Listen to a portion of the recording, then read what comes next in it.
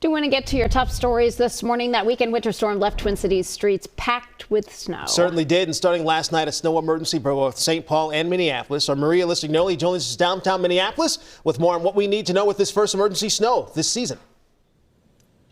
Ooh, well, AJ, Heather, it is very cold out here, and thankfully, though, the streets are pretty much plowed. We are still under a snow emergency route, though, here on Marquette Avenue, and I just checked this car back here that's been parked on all night. They're one of the lucky ones. They didn't get towed or a ticket, but that is still a possibility. So until 8 this morning, you're not supposed to park on either side of an emergency snow route.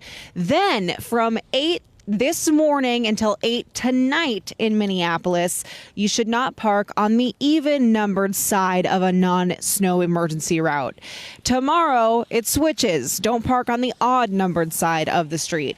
In St. Paul, you know the rules have to be different, right?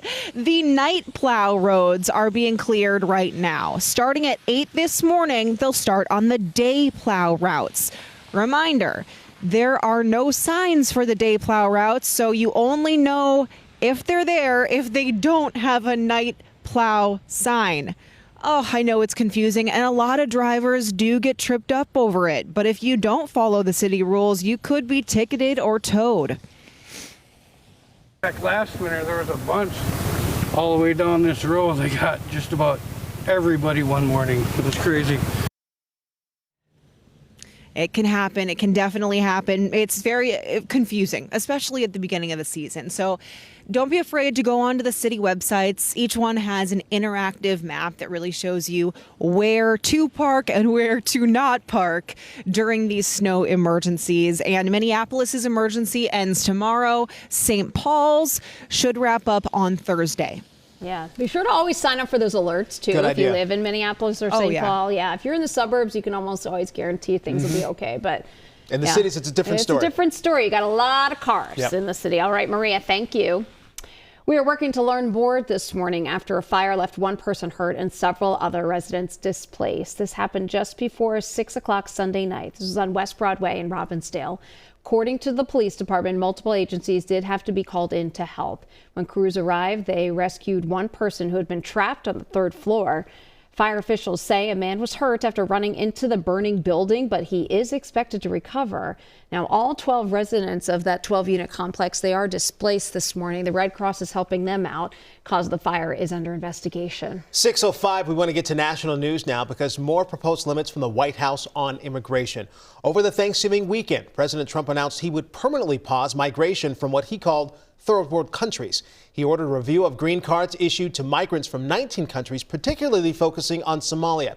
Minnesota Governor Tim Walz appeared on NBC's Meet the Press, taking aim at President Trump. This is cruelness. This is meanness. It's aimed at a broader community. And as far as demonizing our Somali community, maybe he could help us on some things. Demonizing an entire community, folks who are in the professions, educators, artists, doctors, lawyers, entrepreneurs, they bring the diversity and the energy to a place like Minnesota. After those comments, President Trump will double down against Governor Walz. I think there's something wrong with him. Anybody that would do what he did, anybody that would allow those people into his state and pay billions of dollars out to Somalia.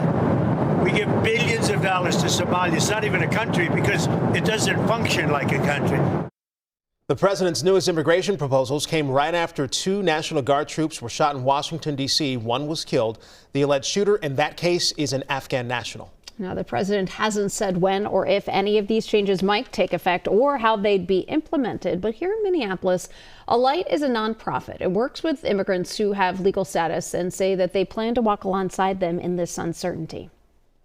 They have questions. They, of course, have been here rebuilding their lives. And that is, that fear that it might be interrupted or that they might need to start again is obviously something that would produce anxiety in anyone.